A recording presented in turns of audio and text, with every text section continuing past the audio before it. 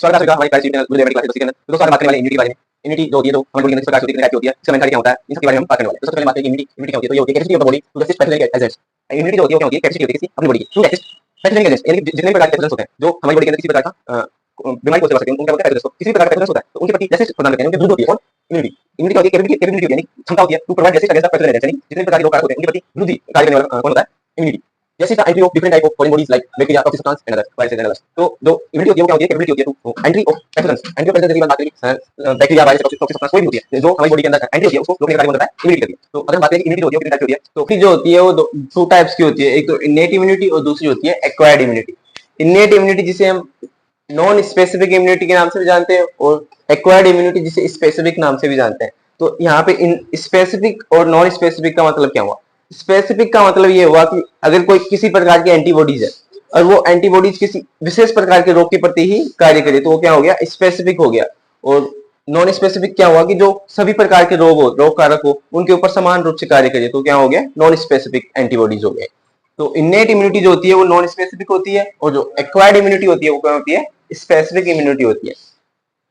Innate immunity होती है जो हमको बाय द बर्थ मिल जाती है, यानी कि हमें जन्म के समय ही इनेट इम्यूनिटी मिल जाती है।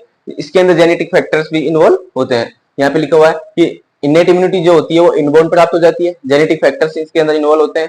और इन्फ्लामेशन, अगर हमारी बॉडी के अंदर कहीं भी इन्फ्लामेशन हो जाए तो किस प्रकार का प्रोटेक्शन प्रोवाइड किया जा रहा है कि इनेट इम्यूनिटी ने अपना कोई कार्य किया होगा। जैसे यहाँ पे अगर हमारे इन्फ्लामेशन हो जाए तो इन्फ्लामेशन क्या है, इनेट इम्यूनिटी का टाइप है जो उसको प्रोवाइड कर रहा है कि यहाँ पे किसी भी प्रकार का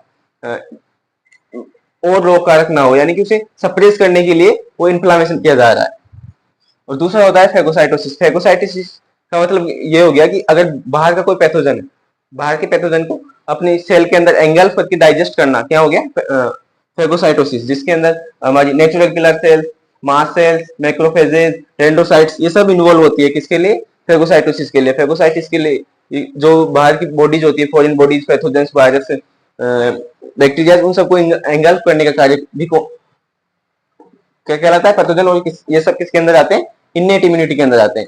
फीवर भी एक प्रकार का क्या हो गया कि इनेट इम्यूनिटी का टाइप हो गया, क्योंकि फीवर जब आता है तो वो डिफेंस के लिए आता है कि हमारी बॉडी का टेम्परेचर इंक्रीज हो जाए, जिससे फॉरेन बॉडी जो पार्टिकल्स होती है उनके लिए अनफेवरेबल कंडीशन हो जाए ताकि वो हमारी बॉडी के अंदर सर्वाइव ना कर पाए।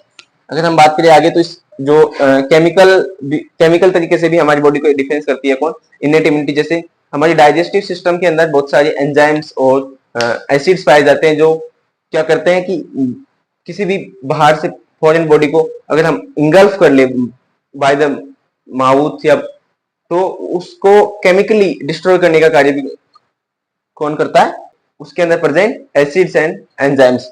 तो केमिकली भी इनेट इम्यूनिटी के अंदर एक पार्ट हो गया कि केमिकली डिफेंस भी इनेट इम्यूनिटी का पार्ट है। अगर हम बात करें कि दूसरे टाइप की इम्यूनिटी जिसे acquired immunity and specific immunity कहा जाता है, तो ये भी टू टाइप्स की होती है, active immunity and passive immunity. Active immunity जो होती है वो हमारी खुद की बॉडी की होती है, जो हमारी बॉडी स्वयं बनाती है, उसे क्या बोलते हैं अपन, एक्टिव इम्यूनिटी। और जो पैसिव इम्यूनिटी होती है जो अपन बाहर से लेते हैं, रेडीमेड यानी सप्लीमेंट्स के फॉर्म में लेते हैं, तो उसे क्या बोलते हैं, passive immunity. Acquired immunity specific होती है। स्पेसिफिक का मतलब ये किसी रोग विशेष के प्रति ही कार्य करती है, यानी कि ये सभी रोगों के ऊपर डिपेंड नहीं होती, अलग अलग रोग के लिए अलग अलग इसके एंटीजेंस पाए जाते हैं। तो स्पेसिफिक होती है, टू टाइप्स की होती है, active immunity and passive immunity. Active immunity को जो होती है वो अपनी ओन बॉडीज होती है। ओन बॉडीज का मतलब ये हो गया कि हमारी खुद की बॉडीज बनाती है। दूसरी बात करें पैसिव की, तो पैसिव जो होती है वो रेडीमेड एंटीबॉडीज होती है, यानी कि बाहर से सप्लीमेंट के थ्रू हमें मिलती है। एक्टिव इम्यूनिटी को टू टाइप्स में डिवाइड किया गया है, natural active and artificial active. Natural active का मतलब ये हुआ कि जो हमें नेचुरली मिल जा रही है बॉडी के अंदर, नेचुरली क्रिएट हो जा रही है बॉडी के अंदर, तो उसे क्या बोला गया है natural active immunity. Natural active immunity, तो नेचुरल एक्टिव इम्यूनिटी का जो एग्जांपल की बात करें तो हम natural exposure to infectious agent. Natural exposure of infectious agent की अगर हम बात करें कि जैसे हमारी बॉडी के अंदर कोई पैथोजन एंटर किया बाय द नेचुरल वे, और नेचुरल वे से पैथोजन एंटर करके हमारी बॉडी जो रेस्पॉन्स क्रिएट करेगी उसके विरुद्ध एंटीबॉडीज का निर्माण करेगी, वो नेचुरली तरीके से हो रहा है, तो उसे हम क्या बोलेंगे, नेचुरल एक्टिव इम्यूनिटी।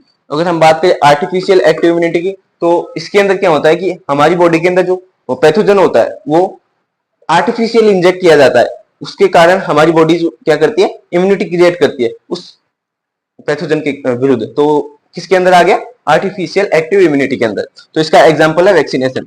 वैक्सीनेशन के थ्रू अपन क्या करते हैं कि आर्टिफिशियली जो पैथोजेंस होते हैं लाइक बैक्टीरिया, वायरस, जो भी होता है, तो अपन बॉडी के अंदर इंजेक्ट करते हैं, अपनी बॉडी के अंदर डालते हैं, और उसके विरुद्ध में क्या करती है कि जो अपनी इम्यून सिस्टम है, वो इम्यून सिस्टम क्या करती है, एंटीबॉडीज क्रिएट करती है। वो क्या हो गया, आर्टिफिशियल एक्टिव इम्यूनिटी। अगर हम बात करें कि पैसिव इम्यूनिटी की भी, तो इसे भी 2 टाइप्स में डिवाइड किया गया है, नेचुरल पैसिव इम्यूनिटी और दूसरा artificial passive immunity. Natural passive immunity के अंदर क्या होता है कि जो अपन जो सप्लीमेंट प्रदान करते हैं, रेडीमेड एंटीबॉडीज प्रदान करते हैं, वो नेचुरल वेज के थ्रू प्रदान करते हैं, तो उसे हम क्या बोलते हैं, नेचुरल पैसिव इम्यूनिटी। तो नेचुरल पैसिव इम्यूनिटी का अगर हम एग्जांपल की बात करें तो इसके अंदर आता है थ्रू द प्लेसेंटा। प्लेसेंटा के थ्रू अगर बेबी पेट के अंदर है, माँ के गर्भ के अंदर है, तो अगर उसके अंदर जो भी इम्यूनिटीज प्रोवाइड की जा रही है थ्रू मदर टू बेबी, तो वो किसके थ्रू होती है, प्लेसेंटा के थ्रू। तो वो जो इम्यूनिटीज प्रदान की जाती है वो किसके अंदर आती है, नेचुरल पैसिव इम्यूनिटी के अंदर। और थ्रू द ब्रेस्ट फीडिंग, अगर बेबी अपनी मदर से ब्रेस्ट फीडिंग के थ्रू अगर मिल्क पीता है, तो वो किसके अंदर आ गया, उसके थ्रू भी अगर इम्यूनिटीज प्रोवाइड की जा रही है तो किसके अंदर आ गया, नेचुरल पैसिव इम्यूनिटी के अंदर आ गया, जिसे हम मैटरनल एंटीबॉडीज भी कहते हैं। अगर हम बात करें आर्टिफिशियल पैसिव इम्यूनिटी की, तो आर्टिफिशियल पैसिव इम्यूनिटी के अंदर क्या होता है कि जो अपन इम्यूनिटी प्रोवाइड करवाते हैं तो आर्टिफिशियल वे के थ्रू करवाते हैं, यानी आर्टिफिशियल तरीके से अपन एंटीबॉडीज किसी दूसरी बॉडी को प्रोवाइड करवाते हैं, तो वो क्या हो गया, आर्टिफिशियल पैसिव इम्यूनिटी। इसके एग्जांपल्स है इंजेक्शंस के फॉर्म में अगर हम बॉडी के अंदर एंटीबॉडीज प्रोवाइड करवा रहे हैं तो वो क्या हो गया, आर्टिफिशियल पैसिव इम्यूनिटी। तो आज हमने बात की कि इम्यूनिटी जो होती है वो क्या होती है, इसके टाइप्स क्या होते हैं, और इसके फर्दर इसको किन किन भागों में डिवाइड किया गया है, जैसे पैसिव, एक्टिव। तो आज हमने इन सब के बारे में बात की। के लिए थैंक यू।